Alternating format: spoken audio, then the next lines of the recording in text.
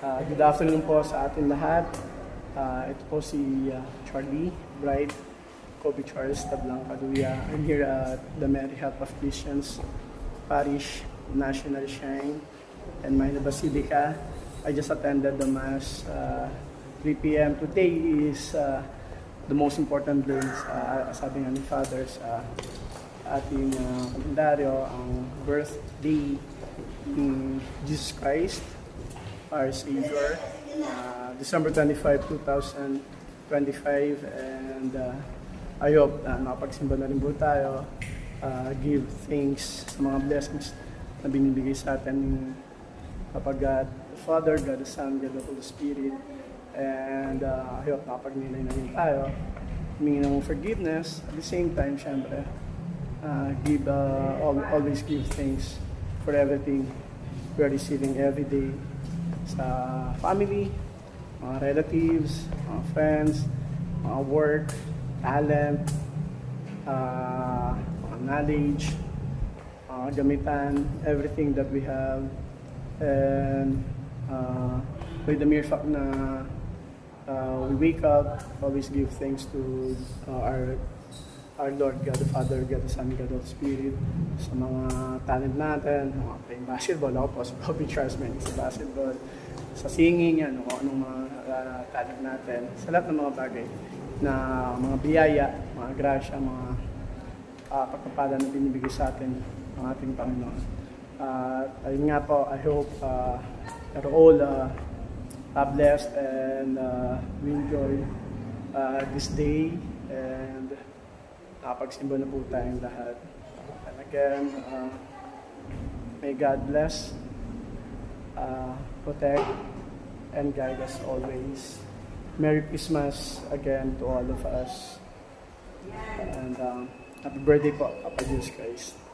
And thanks so much for all the blessings na pinagkakalami sa amin, sa akin, Charlie Bright, Kobe Charles Tablang Kaduya, sa aking mga kaibigan, mga family, relatives, and friends, sa aking bahay at tanan, sa aking mga dog and cats.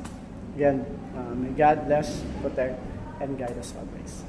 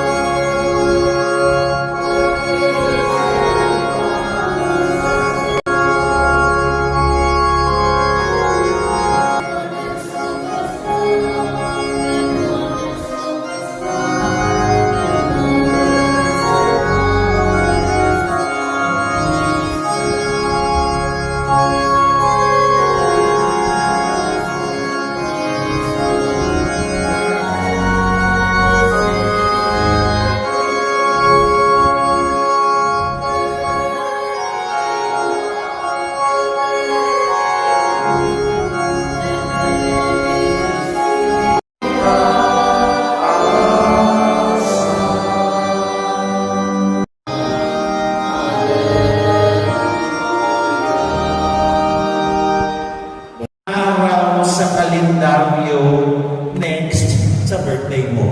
Diba? Alam natin yan na ang pinakamasaya, siguro pinakahihintay ng mga siguro lahat tayo ay pag dumarating ang Pasko, iba ang feeling natin. Siguro yung mga kabataan, mga nagdaang araw ay nagdadasal.